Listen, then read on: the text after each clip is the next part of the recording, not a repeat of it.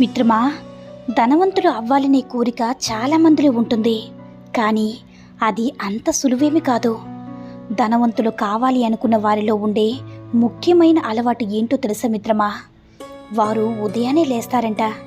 వారు చాలా క్రమశిక్షణతో ఉంటారు. డబ్బు సంపాదించాలంటే కేవలం ఒక్కదానిపై ఫోకస్ పెట్టడం వల్ల సాధ్యం కాదు. ఎక్కువ డబ్బు సంపాదించాలంటే ఒకే సమయంలో 2-3 డబ్బు ఆర్జించే పనులపై ఫోకస్ పెట్టాలి. ఒక ఉద్యోగం చేస్తున్నా 2-3 చిన్న వ్యాపారాలు పెట్టుకుంటే ఎక్కువగా సంపాదించవచ్చు మిత్రమా. మనం డబ్బు సంపాదించాలంటే మనతో ఉన్న స్నేహితులపై కూడా ఆధారపడి ఉంటుందట. లక్ష్యాన్ని ఎక్కువగా ఫోకస్ చేసే వారితో ఎక్కువగా స్నేహం చేయాలట. దానివల్ల మనకు కూడా మన లక్ష్యం ఎప్పుడు కూడా గుర్తుంటుంది మిత్రమా. మన లక్ష్యం, కలలు ఎప్పుడు కూడా పెద్దగా ఉండాలి. తక్కువగా ఉండడం వల్ల ఉపయోగం ఉండదు.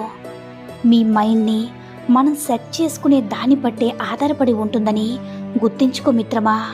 మీ జీవితాన్ని మలుపు తిప్పే అద్భుతమైన మాటలు చెప్పనా మిత్రమా? 1, నేను అదృష్టాన్ని నమ్ముకోను. 2, నా శ్రమని నమ్ముకుంటాను. 3, నేను సమయపాలన పాటిస్తాను. 4, నేను నా సమయాన్ని వృధా చేయను. 5, నేను ఏ పనిని మధ్యలో వదిలిపెట్టను. 6, నేను ఏ పనినైనా ఏకాగ్రతతో చేస్తాను. 7, నేను ఎల్లప్పుడూ ప్రశాంతంగా ఉంటాను.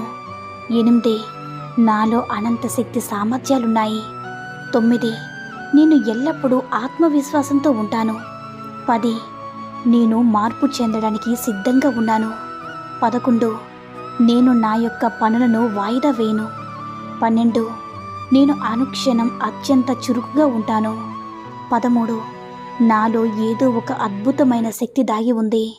14, నేను ఏ పని చేసినా విజయవంతంగా చేస్తాను.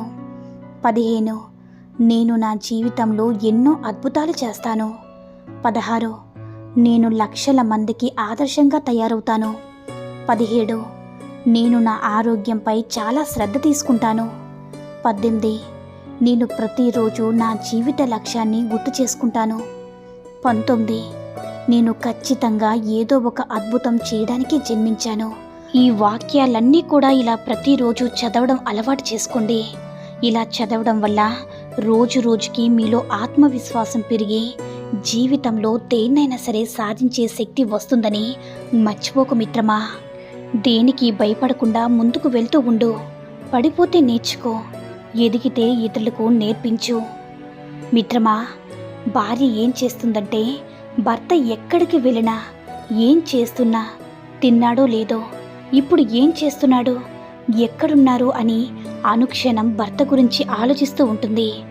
భర్త ఏమని ఆలోచిస్తాడంటే, నా భార్యకి నా మీద ఇంత అనుమానమా అని అనుకుంటూ ఉంటాడు. కానీ నా భార్యకు నా మీద ఇంత ప్రేమ అని మాత్రం అస్సలు అనుకోడు.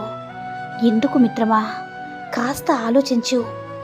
పరాయి ఆడదాని మోజులో పడి నీ ఇంటి మహాలక్ష్మిని నిర్లక్ష్యం చేయకు. ఒక్కసారి నీ ఇంటి బంగారం మనసు విరిగిందా, తన ఎత్తు బంగారం పెట్టినా తన మనసు అతకలేవు సరికదా. తిరిగి అక్కడ ఆ చోట కూడా సంపాదించుకోలేవని గుర్తుంచుకో మిత్రమా. అర్థం, అపార్థం ఈ రెండింటికి ఒకే అక్షరం తేడా. అర్థం చేసుకుంటే స్నేహం, అపార్థం చేసుకుంటే దూరం. ఒక్కొక్కసారి మన కళ్ళు కూడా మనల్ని మోసం చేస్తాయి. కానీ ప్రేమించిన మనసు ఎప్పుడు కూడా మోసం చేయదు. ఏదైనా అర్థం కాకపోతే అడగాలి. ఏదైనా కోపంతో కాదు, ప్రేమతో సాధించాలంతే. కానీ అపార్థం చేసుకుంటే ఆ బంధం గట్టిపడదు మిత్రమా. నీ అనుకున్న వాళ్ళే నీకు దూరం అవుతారు. అలా దూరం అయ్యాక బాధపడినా ఏం ప్రయోజనం ఉండదు. నీ వలన ఒక్క ఇల్లాలు బాధపడినా, నీ వలన ఒక్క ఆడది బాధపడినా, నువ్వు ఎన్ని పూజలు చేసినా, నువ్వు ఎన్ని తపస్సులు చేసినా ఆ శోకం నిన్ను మృత్యువు రూపంలో కబలిస్తుంది. అందుకని ఎప్పుడు కూడా ఆడవాళ్ళ జోలికి వెళ్ళొద్దు మిత్రమా. అబద్ధం చెప్పేవారు 1,00,000 చెప్తారు. ఎందుకంటే వారి దగ్గర 1,00,000 కథలు సిద్ధంగా ఉంటాయి. నిజం చెప్పేవారు ఒకే విషయాన్ని పదే పదే చెప్తారు. ఎందుకంటే నిజమనేది ఒకే ఒక్కటి మాత్రమే ఉంటుంది కాబట్టి. భార్యగా నీ ఇంట్లోకి వచ్చిన ఒక ఆడపిల్లని భర్తగా మొదట నువ్వు గౌరవించి ప్రేమిస్తేనే నీ ఇంట్లో వాళ్ళు కూడా ఆ గౌరవ మర్యాదల్ని, ప్రేమను ఆమెకు పంచగలరు. నిన్ను నమ్ముకుని వచ్చిన ఆడపిల్లకు నువ్వే విలువనివ్వకపోతే ఇంకొకరు ఎలా విలువనిస్తారో చెప్పు మిత్రమా. కాస్త ఆలోచించు. భరిస్తున్నారు కదా అని పదే పదే మాటలతో బాధ పెట్టవద్దు. మనసు ముక్కలైతే జన్మలో క్షమించలేనంత కోపం పెంచుకుంటారు. మళ్ళీ కనిపించినంత దూరం అయిపోతారు. మిత్రమా, పుణ్యం చేసుకుంటే మంచి భర్త వస్తాడని చెప్పిన పెద్దలు ఏమి చేసుకుంటే మనసు తెలుసుకుని అర్థం చేసుకునే భర్త వస్తాడో కూడా చెప్పి ఉంటే ఆడపిల్ల జీవితం ఎంత బాగుంటుందో కదా. ఒకరికి అన్యాయం చేసి బ్రతికే బ్రతుకులు ఇప్పుడు సుఖంగా ఉండొచ్చు, సంతోషంగా కూడా ఉండవచ్చు. కానీ ఒకటి గుర్తుపెట్టుకో మిత్రమా, కాలం ఎప్పుడూ ఒకేలా ఉండదు. మీరు ఎప్పటికైనా అంతకు అంత అనుభవించక తప్పదు. న్యాయానికి నిదానంగా గెలుపు ఉంటుందంతే. భర్త మనసు అర్థం చేసుకున్న భార్య తనకి దూరంగా ఉండడానికి ఇష్టపడదు. భార్య ప్రేమను అర్థమైన భర్త తన్ని విడిచి ఉండలేడు. ఏ బంధానికైనా ప్రేమ నమ్మకం ఉంటే జీవితకాలం కలిసి ఉంటారు మిత్రమా. ఒకటి గుర్తుంచుకో మిత్రమా, దేవుడు నీ జీవితాన్ని కొందరిని కావాలని తప్పిస్తాడు. వారి కోసం నువ్వు ఆరాటపడకు. ఒకరి కోసం ఆరాటపడే సమయం నీకు ఉండొచ్చు, ఉండకపోవచ్చు. నీకోసం ఆరాటపడే వాళ్ళు ఉన్నారేమో చూడు మిత్రమా.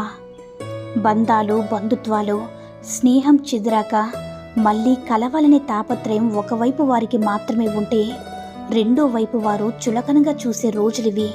అందుకే అనవసరంగా ప్రాకులాడకుండా రెండో వైపు వారిని అనుసరించకుండా ఉంటే కాలమే ఒక తీర్పునిస్తుందని అనుకో మిత్రమా. నిజమైన మగవాడు తన మీద ఇష్టం లేని ఆడదాన్ని ఇబ్బంది పెట్టడు. ఇష్టపడే ఆడదాన్ని ఎన్ని ఇబ్బందులు ఎదురైనా వదిలిపెట్టడు. మగతనం అంటే వేధించడమో బాధించడమో కాదు, ప్రేమతో సాధించడం. తప్పు చేసి తమదే గెలుపని వాదించేవారికి ఎప్పుడు కూడా ఎదురు చెప్పవద్దు. నిజానికి ఆ వాదనలో న్యాయం లేదని వాళ్ళకి కూడా తెలుసు మిత్రమా. అహం అడ్డుగా ఉండడం వల్ల ఒప్పుకోరంతే. ఎవరో విలువనివ్వలేదని ఎప్పుడూ బాధపడవద్దు. గుర్తించుకో, బంగారం కూడా భద్రంగా ఉండేది ఇనుప బీరువాలోనే. దేని విలువ దానిదే మిత్రమా. జీవితంలో ఏది కోల్పోయినా పర్వాలేదు, కానీ ఇంకొకరి కోసం మనల్ని మనం కోల్పోకూడదు. ఎందుకంటే మన ఇష్టాలు ఏంటనేది మనకు మాత్రమే తెలుసు కాబట్టి. ఇంకొకరి కోసం మనల్ని మనం వదిలేస్తే చివరికి నీ గమ్యం ఏంటనేది నీకే తెలియకుండా పోతుంది మిత్రమా. కాదంటారా?